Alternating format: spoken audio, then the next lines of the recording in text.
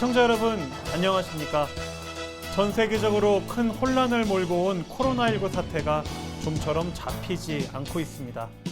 하지만 우리나라의 방역 체계는 모범적이라고 평가받고 있는데요.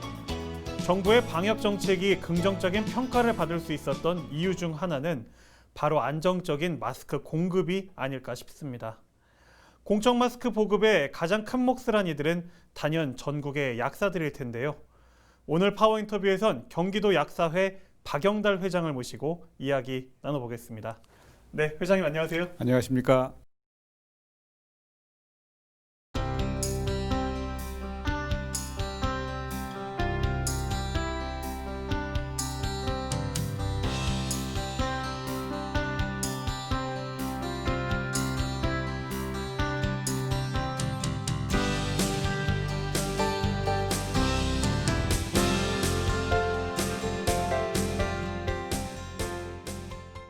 먼저 우리 SK 브로드밴드 시청자들에게 인사 한 말씀 부탁드리겠습니다.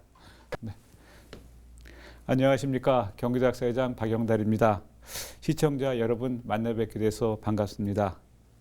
코로나19로 인해 힘들고 어려운 시간을 보내고 있는 많은 분들이 건강한 일상이 되는 날까지 힘내셨으면 좋겠습니다. 아직까지 치료제나 백신 개발이 쉽지 않아서 코로나19 증식이 언제 종식될지 알 수가 없습니다. 그러나 우리가 희망을 버리지 말고 잘 견뎌야 된다고 생각합니다. 약국에서도 코로나19 극복을 위하여 공적 마스크의 균등한 배분과 투약에 최선을 다하고 있으며 정부 방역 정책과도 잘 공조하고 있습니다. 언제나 그래왔듯이 대한민국 국민 모두가 이번에도 힘을 모아 슬기롭게 코로나19 그로 인해 야기된 경제 침체를 극복하리라 믿습니다. 경기도 약사회도 함께하겠습니다. 감사합니다. 네, 우리 회장님께서는 지금 경기도 약사회의 회장을 또 맡고 계시는데요. 네. 우리 경기도 약사회가 좀 어떤 조직인지 좀 설명을 좀 네. 부탁드리겠습니다. 경기도 약사회는 대한약사회 소속인데요. 그 대한약사회에는 16개 희도지부가 있습니다. 경기도 약사회는 16개 희도지부 중에 하나고 가장 큰 규모의 약사입니다. 네. 경기도 약사회는 약 5천여 개의 약국이 지금 소속돼 있고 네. 거기에는 8천여 명의 회원들을 가지고 있습니다. 거기에는 약국을 하시는 분들, 제약회사에 근무하시는 분들, 병원 약사에 근무하시는 분들이 하고 계시고요. 네. 경기도 약사회는 여러 가지 일을 좀 하고 있는데 일단 회원들을 위해서는 약사 직역 창출이라든지 약사 직능 확대를 위한 정책 개발도 하고 있고요. 네. 그다음에 회원들의 학술 및 연수 교육을 지원하는 업무도 하고 있습니다. 그다음에 경기 도민을 위해서는 방문 양료 사업이라든지 의약품 안전 사용 교육, 그다음에 공공심야약국 운영을 지원하고 있습니다. 네. 또 우리 회장님께서는 지금 의왕시에서 약국을 운영하고 계시다고 제가 들었거든요. 지금 의왕과의 인연은 좀 언제 어떻게 좀 맺어지게 된 건가요?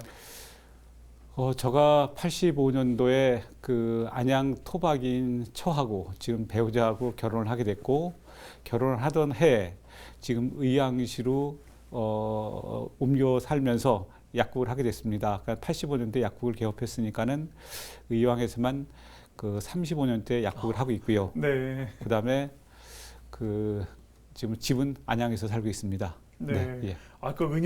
의왕시에서 35년이나 지금 약국을 운영해 오셨다고 하면 뭐 대근 안양이시라도 뭐 의왕시의 토박이다 이렇게 저희가 좀 말씀을 드려도 맞습니다. 되겠네요. 제가 네. 20대 와서 올해 61이니까는 청춘을 다 의왕에서 보냈다고 해도 맞을 것 같습니다. 네. 네. 지금 뭐 이제 코로나19 이야기를 뭐 안 할 수가 없을 것 같은데요. 이제 코로나19 확진자가 폭발적으로 좀 증가를 하면서 정부가 이제 공적 마스크를 보급을 하기 시작을 했고요. 이제 이 마스크 공급이 정상화되기까지는 우리 약사님들의 노고가 뭐 너무 컸다는 거 모두가 알고 있을 텐데요. 이 약사공론에서 조사한 결과에 따르면 약국당 매일 한 200회의 어떤 응대가 있었고 또 2시간이 넘는 시간을 마스크 공급에만 이렇게 할애를 해오셨다. 이제 이런 결과가 또 나왔더라고요. 당시에 좀 우리 약국들 상황이 좀 어땠는지요? 처음에는 그 수요에 비해서 공급이 너무 적었지요. 요즘에는 그 한 주에 평균 1억 장 정도가 공급이 되고 있는 걸로 알고 있습니다. 한 주에 1억 장이요. 네. 근데 처음에 저희가 2월 29일 날 공적 마스크를 판매를 시작했는데 그때 정부에서 공급한 것이 500만 장이었습니다. 그 중에 약국에 공급된 것이 240만 장입니다. 네. 그러니까 평균 한 약국당 100장 정도 공급이 됐죠. 처음에. 지금은 그 최대 700장까지 공급을 받을 수 있습니다. 네. 그러다 보니 마스크를 이제 1인당 2매씩 구입한다 하더라도 마스크를 구입하기 위해서 우리가 최대 줄 수 있는 사람이 처음에는 50명, 그 다음에 200장 공급됐으니까 100명까지 가능했는데 네. 그 마스크를 받기 위해서 아침 새벽부터 줄을 섰지요. 그 다음에 이것이 배송이 언제 될지 모릅니다. 그러니까는 그 자기 앞에서 이제 이게 구매가 중단됐을 때는 그분들에 대한 항의를 사실 어떻게 따지면 정부가 받을 항의를 저희 약사들이 욕바지처럼 많이 불평 불만을 많이 받았습니다. 네. 그다음에 그 이후에 마스크 알림이 앱이라는 게 나왔는데 실제적으로 그것도 실시간하고 연동이 안 되다 보니까는 이제 소비자들이 전화 문의를 굉장히 많이 했습니다. 그래서 정상적인 약국 업무를 할 수 없을 정도로 전화 응대하기가 굉장히 바빴고요. 또 하나 이제 힘들었던 점은 정부에서도 생산량을 늘리다 보니 그 덕용 포장, 그러니까 소비자들은 한 매짜리를 원하는데 5매, 10매짜리 들어간 네. 덕용 포장을 굉장히 많이 공급했습니다. 네. 네. 그러니까는 미리 마스크가 오면은 그것을 뒤에서 약사님들이 또 소분을 했습니다. 2장씩 소분해서 그것을 재포장을 해서 공급해야 되는데 대부분의 이제 환자분들은 가져갔는데 일부에서는 위생의 문제라든지 또 그런 것에 대한 이제 항의로 반품 문제도 있었고 그래서 그런 문제가 좀 힘들었습니다.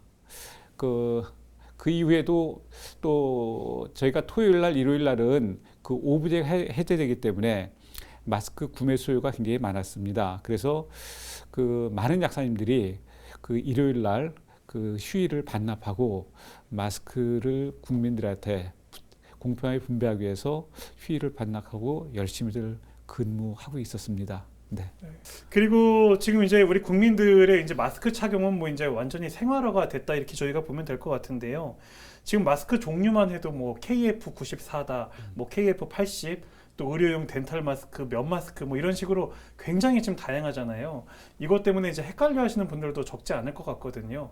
그리고 또 그 바이러스 예방 차원에서 어떤 마스크를 써야 되냐 이런 것들도 좀 이제 고민들을 많이 하시는 것 같은데요. 그 바이러스 예방을 위해서 좀 어떤 마스크를 써야 한다. 좀 그 설명을 좀 해주시죠. 우리가 KF 마스크 하는데 KF는 이제 코리아 필터라 해가지고 식약처에서 이제 품질을 이제 규격하는 하나의 단위입니다. 그런데 우리가 이제 기침이나 이제 재채기 하게 되면은 이게 우리가 침이 바깥으로 나가게 되는데 우리 이제 그 침 방울 우리가 그것을 이제 비말이라고 합니다. 네네. 근데 그것이 입자 크기가 한 5 마이크로미터 됩니다. 그거 자체가. 그런데 한 번 우리가 재채기 하나 기침을 할 때 나오는 침방울 자체 비말이 보통 3,000개 정도가 나오는데 그것이 2m 거리 내로 분사된다고 합니다. 네. 근데 아까도 말씀드린 것처럼 우리 비말의 크기가 5 마이크로미터인데 KF94나 KF80은 그 비말 그 5 마이크로의 10분의 1인 0.4 내지 0.6 마이크로미터의 입자를 전부 다 차단할 수 있습니다. 그러니 그 KF 마스크를 쓰게 되면 그 감염을 예방할 수 있다고 볼 수가 있습니다. 네. 그래서 그러면 어떤 분이 쓰면 좋을까 생각해 보면은 KF94 마스크는 그 집에 확진자가 있든지 아니면 확진 의심자를 돌보고 있는 사람이라든지 그다음에 의료기관 방문할 때 그다음에 내가 호흡기 증상이 있을 때 기침이라든지 이런 걸 하는 사람들은 KF94 마스크를 쓰는 게 좋겠고요. 그다음 KF80 마스크는 내가 취약계층이라든지 아니면 기저질환이 있다든지 그다음에 그 어디를 가는데 뭐 아까 지하철을 타거나 이랬을 때 2m 이내에 사람들이 많다 이럴 때는 최소한 KF80 마스크를 써야 될 것이고 네. 그렇지 않고 그냥 생활하는 데서는 의료용 덴탈 마스크 쓰셔도 괜찮다고 봅니다. 근데 마스크 선택도 중요하지만은 마스크 쓰는 방법도 굉장히 중요하다고 생각하고요. 마스크를 쓸 때는 항상 손을 깨끗이 닦고 그다음에 얼굴에 밀착을 꼭 해야 됩니다. 그다음에 코와 입을 반드시 가려야 되고요. 그다음에 그 접촉면은 가능한 만들지 마시고 이제 우리가 벗을 때는 항상 그 끈 귀걸이 그쪽을 만져서 벗는 것이 중요하다고 생각합니다. 네. 그러니까 뭐 이렇게 보면은 이 마스크 자체를 이렇게 만져서 벗거나 이런 분들도 계시고 네. 아니면 답답하니까 코만 내놓고 이제 이렇게 예. 덮는 분들도 계시는데 네. 그런 것들은 좀 잘못된 착용법이라고 예, 보면 되겠네요. 맞습니다. 네. 네. 네. 그리고 또 그렇다고 무조건 뭐 야외 활동이나 이런 걸 할 때 KF94를 써야 된다 이런 것도 또 아닌 거고요. 예, 맞습니다. 네, 그럴 때는 예. 좀 의료용 덴탈 마스크를 써도 예. 괜찮겠다. 예. 저희가 이렇게 좀 이해를 하면 되겠네요. 예, 맞습니다. 네. 알겠습니다. 네. 우리 그 경기도 약사회 차원에서도 코로나19에 대비해서 좀 다양한 대책들 좀 마련하고 계실 것 같은데요. 좀 어떤 사업들을 좀 추진하고 계시는지요? 저희는 어떻든 그 약국의 공적 마스크를 계속 저희는 공급을 하려고 하고 있습니다. 저희가 6월 30일까지 이제 고시가 이제 공적 마스크가 공급이 6월 30일 돼 있는데 저희는 이 코로나가 종식될 때까지 약국을 통해서 공적 마스크가 공급돼야 된다 생각을 하고 있고요. 네. 그 관련해서 지금까지 이런 감염병 재난 시기에 약사들이 여기서 무엇을 할 수 있는가 고민이 많았습니다. 예를 들어서 의사 선생님이나 간호사 선생님은 현장에서 그 확진자라든지 그 환자들을 돌보는데 굉장히 애를 많이 썼는데 저희 약사들은 무엇을 할 수 있는가 고민이 많았는데 사실 이번에 뭐 미국이나 일본이나 유럽에서 보다시피 마스크 착용 자체가 그 코로나 바이러스를 확산을 방지하는데 굉장히 중요한 역할을 했다는 것은 입증되었습니다. 네네. 그래서 앞으로도 마스크 착용은 굉장히 중요하다고 생각하고 있고요.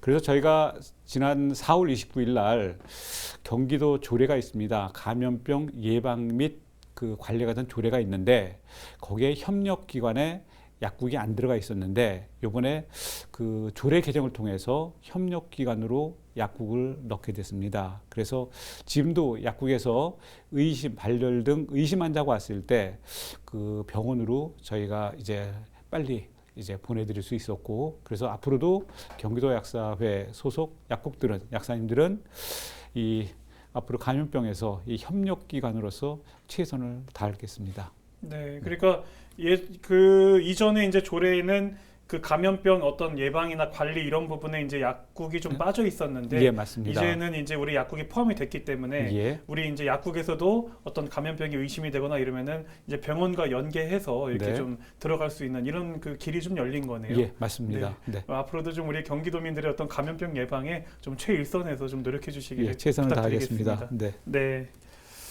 우리 이제 회장님께서는 약사로 아까 말씀해 주셨지만 한 35년 정도 굉장히 오랜 시간 이렇게 일해 오셨다고 제가 이제 방금도 들었는데요. 그 약사가 되기를 정말 잘했다. 좀 이렇게 느꼈던 순간이 좀 있으셨을까요? 여러 가지가 많죠. 네. 여러 가지 많은데 그냥 소소하게 말씀드리면은 요즘에는 물질적으로 굉장히 풍요로운 시대입니다. 그런데도 그 물질적 풍요 속에서도 빈곤이 있습니다.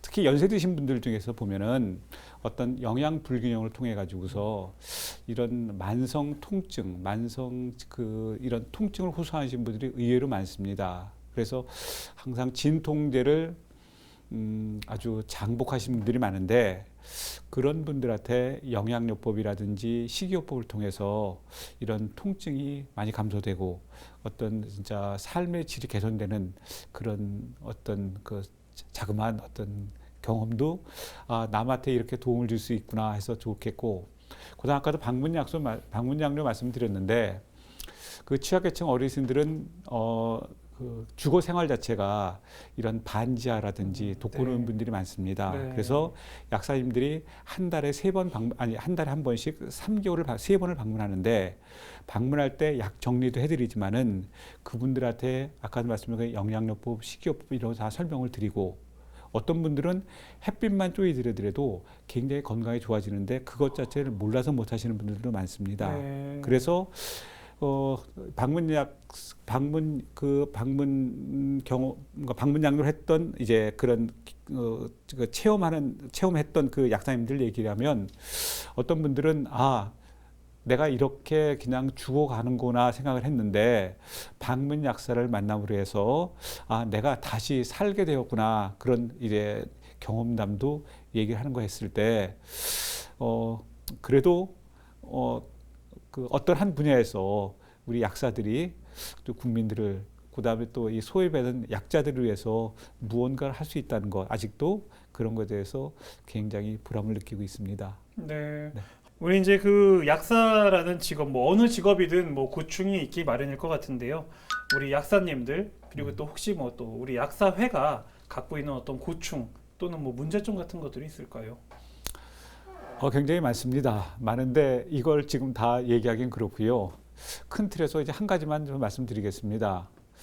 그 우리나라는 이제 그 전문의약품과 일반의약품이 있습니다. 외국에서는 그걸 처방약, 비처방약이라고 하는데 그 시장 규모가 처방약 시장, 그러니까 전문의약품 시장이 80%고 비처방약, 일반의약품 시장이 20%입니다. 네. 그러다 보니 약국들이 주로 병의원 근처로 많이 이동을 하게 됐습니다. 의약분업 이후에. 네네. 그러니까는 동네 약국이 많이 몰락을 했고요. 이제 거기에 따라서 처방전